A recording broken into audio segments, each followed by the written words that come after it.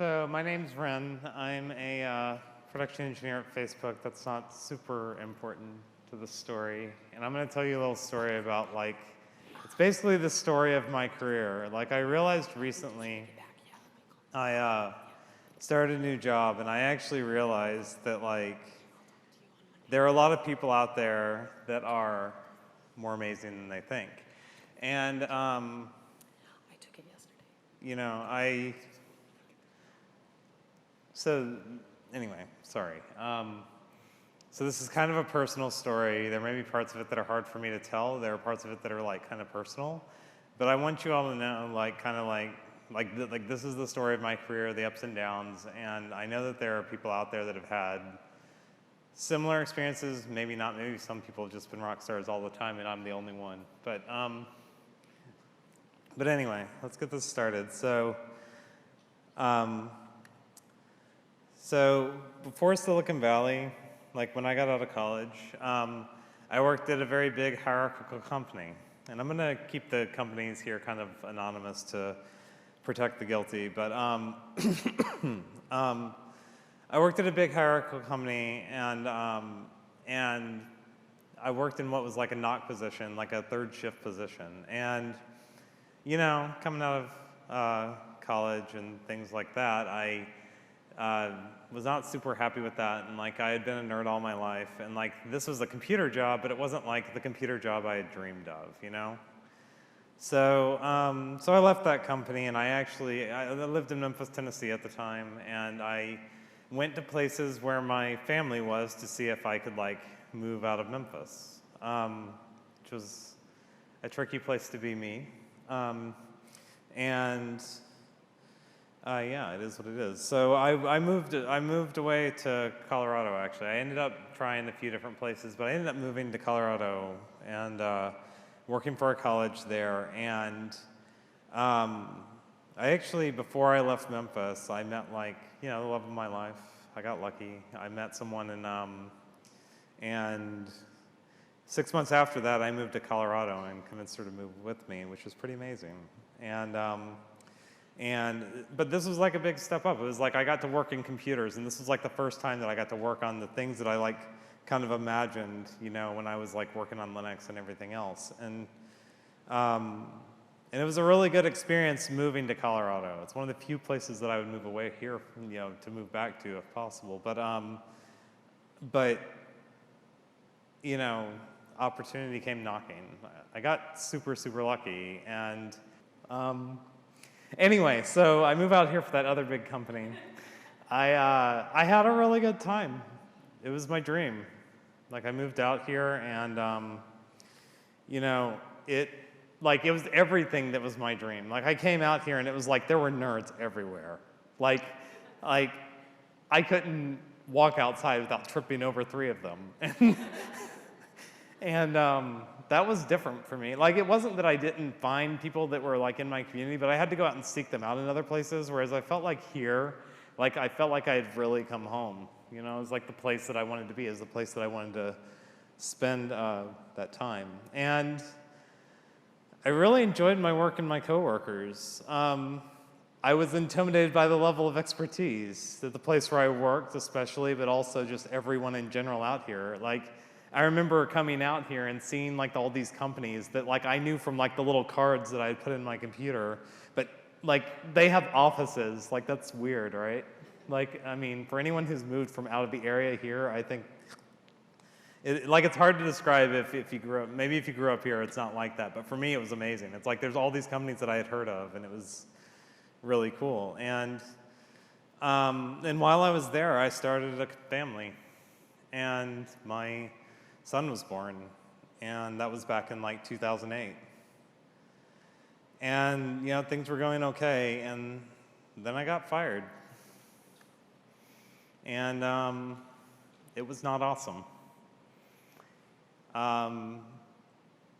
There were lots of things about it that were not super great. My son had recently been born. I actually didn't get to take all my family leave. It changed me in so many ways. This was my dream job, the kind of thing that I wanted to do. I loved the work that I was doing. And all of a sudden it was just like, who am I? Like, am I even, like, I worked so hard to do this, and now they're saying that I'm not worth it. Like, you know, this is probably the hardest part to say anything about, but like it questioned my very self-worth.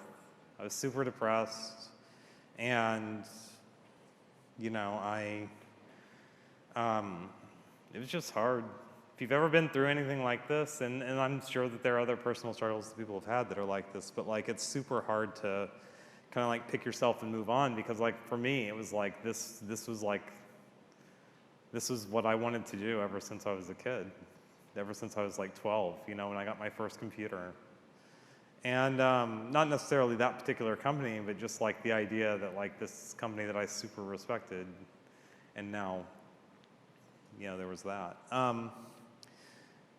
But after that all happened, I mean, I certainly started, so I got like scared of big companies. Like, I thought that every big company with really smart people was going to be like this. And I don't think that it's necessarily even the company. I think it's the team that I was on in a lot of ways. And, but I started kind of making these small decisions. And these small decisions led to like small victories, right? Like, so, you know, the next job that I got, I actually learned other interesting things as well. So like every job that I've had between there and here where I am today has taught me something.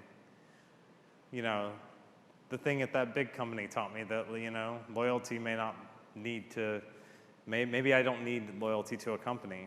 Like, it's nice to work for a nice company, and it's like good, but a company owes me as much as I owe them. And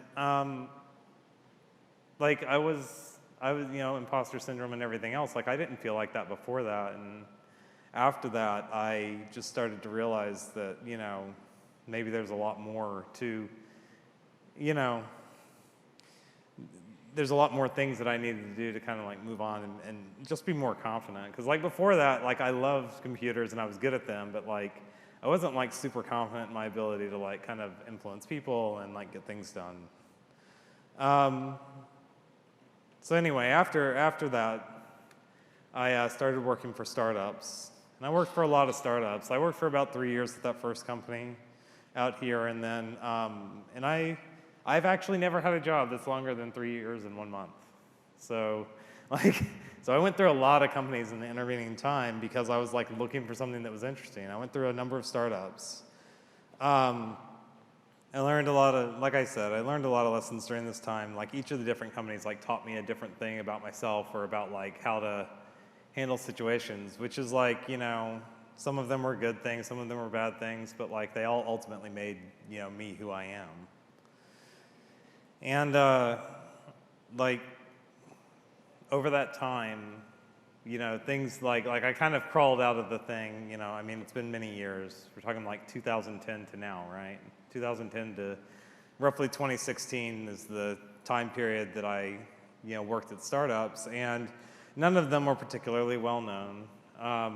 It was interesting, the work was interesting, the people were interesting, but it got to a point where like being kind of the only, so as a DevOps person, I mean, I was, you know, doing like SRE type work, and being the main person at these companies doing that, and especially at really small startups, you end up being kind of the only person, like that got kind of lonely for me, like just professionally, you know, because, you know, I'm very much the type of person who likes to collaborate, and you know, I think that Jennifer mentioned this in her talk, but I've never taken that test, but I looked at her little results about how she's like strongly collaborative and stuff like that, and when she was talking about that, it kind of resonates with me because I really like working with people. I love teaching people. I love, you know, finding ways to like help people be better at what they do, kind of teach them all these things, and like maybe even just be that conduit for learning. Maybe I'm not actually teaching them the thing, but I'm helping them like find the way to get there, right?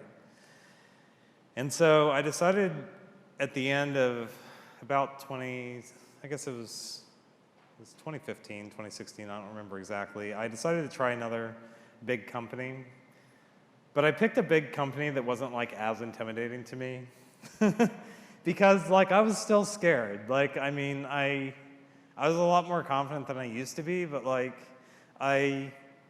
you know, I wanted to I guess, kind of dip my toe back in, but I was also kind of tired of like startups and that lonely feeling, and I wanted to try to find a place that I could like find a team to work with. And I found a place, and they, liked me, and they seemed pretty good, so I started there, and it was better in some ways, for sure. Like, there were definite advantages to like having more than one of, more than one SRE running around, and I was able to, kind of like, if nothing else, find people that I could complain about the same problems. And when I complained to them, they'd be like, yeah, that thing. And they wouldn't be like, that doesn't sound like a problem. Why did it take you 6 months to do this, So I took that in, and, the company that I was at, like, it had its fair share of issues.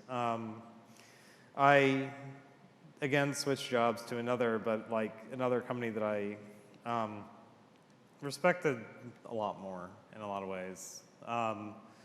And like, that's actually, I guess I should have changed my slides at some point. I have pictures because it's like a story, right? So, but as I was working, as I started thinking about new companies, actually at the end of that previous company, it's probably pretty obvious that I'm trans. If it's not, I am. Ha, surprise. Anyway, so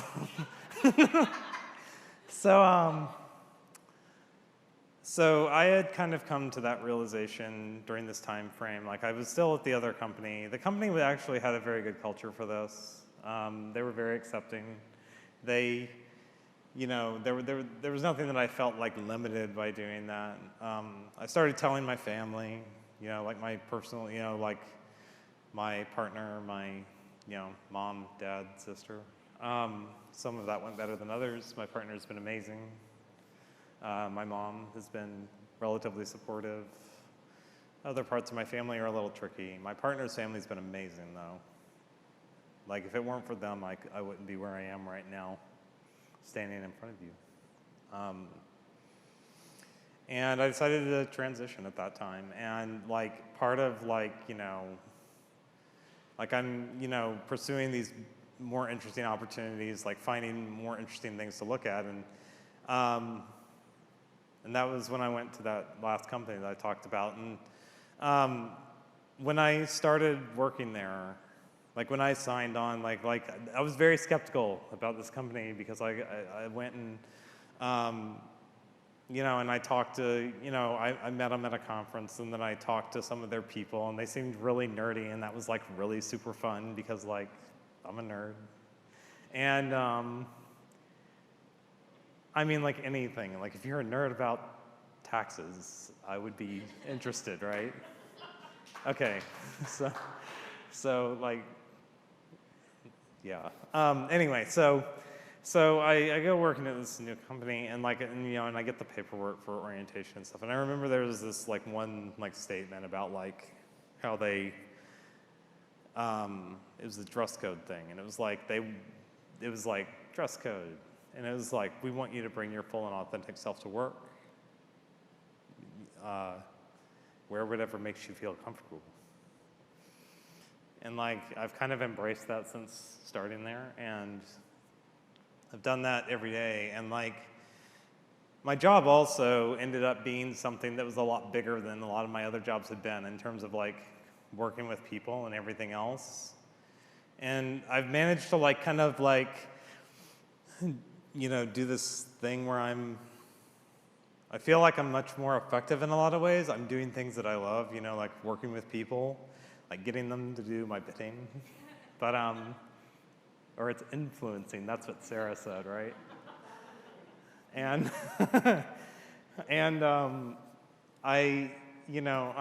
I've had a really good time. I've worked with lots of really smart people, and I've gotten to do things that, I frankly never thought that I would get to do again after that experience at that first big company.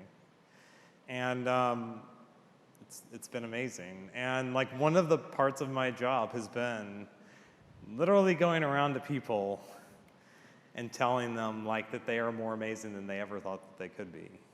And actually helping people. And that's where the thing comes from, that you're amazing, more amazing than you can think. And And so like there were a few things that I learned during all of this process, and I'm just gonna kind of blow through these. But so being aware of what's going on is like super critical.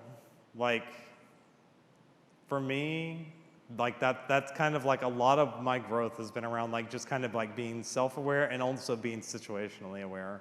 And just like seeing what's going around, going on around me and like kind of figuring out how to react to it. And like people matter so much more than you think. Like, yeah, I mean, there's just like, I don't know where I am in terms of time. So that's what I thought. Okay, so I lost my timer. Thank you. Sorry. People matter more than you think. So if you're one of those people who, like I was earlier in my career, where you're like, kind of like, I love the technology, I love what I'm working on, but you're kind of like neglecting the kind of people side of things, I would encourage you to rethink that strategy. Especially when you get further on in your career, I think it's really important to be able to work with people to do those things. And yeah, I mean, like, small and big companies have advantages. I enjoyed my time at the startups, but I enjoyed my time at big companies for different reasons, so try them both. And, transitioning like working is all about making a bunch of small practical decisions and having those small practical victories. And like at my new job, sometimes a new approach is super useful. It's a very different job. Actually, it was more different than I realized when I signed on, and it's been so good. And like self-care is not mutually exclusive with success. And and that was something that I've come, when I was getting fired, I thought I could work harder. Now I know that that's not necessarily the only thing that's happening, so. And really, I mean, it's, like I said, it's a more personal story than like anything. And this has to do with like, navigating changes of careers, navigating changes of life and everything else, and bridging the gap, right? Thank you, Jennifer, for doing all this. And for me, it's been personal and professional. And this is my family. You may have seen them running around earlier. Yeah, and go to that website. It's really simple and stupid. I set it up because because it was available, and I was like, oh my God, I can't believe that's still available. And that's really it for the talk. I do want to say one more thing though, and I know that Connie Lynn already gave a lot of people thanks. I want to actually say it all again because like this conference couldn't have happened without a ton of people. So I want to like say from all of the Silicon Valley 2008 organizers, thank you, everyone. Connie Lynn, our MC. Our volunteers that helped us out, the other organizers, Jennifer and Peter.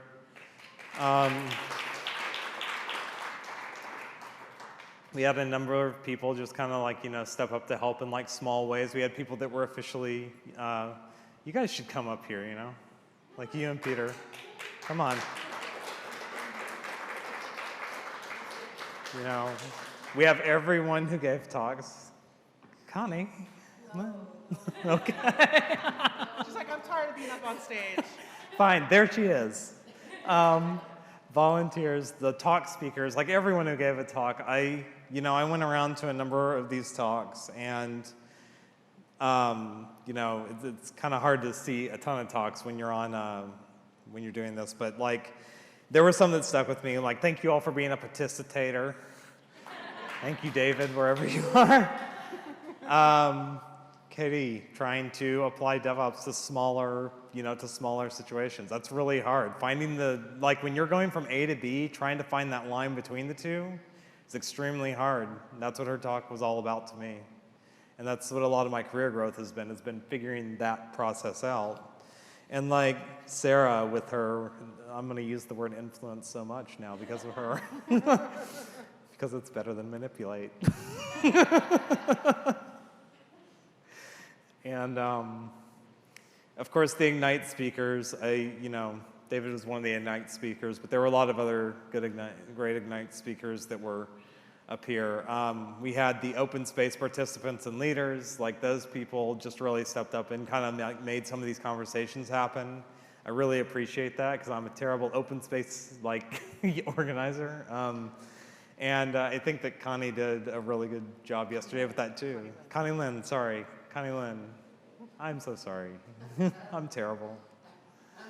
And, but that's not the only people. Like all of our attendees, all of you and everyone else, right? Like, you're both spectators and participators. But not agitators. I would not appreciate that. And we also have the, thank you to the sponsors for, coming out and like showing off their products and also like, sponsoring and making this possible for all of us. And also, and I also want to recognize the event staff because like there's a lot of people that kind of worked behind the scenes that were kind of like hired hands that like we couldn't have done this without. So the caterers, AV folks like Albert and I'm so terrible. Chris in the back doing video. There were other people at the Computer History Museum that helped us, and like the captioners on the other end are amazing, and like they were so much fun to set up the captioning with. They didn't get nachos. They didn't get nachos, but you know what they did? They managed to so when I was setting up the captioning today, they managed to caption beatboxing and like really, really terrible beatboxing. So, yeah, so that's really all I have to say. I just want to say thank you, everyone. This is the first conference that I've ever organized, and it's been a really great experience, and I really appreciate just everyone for being here.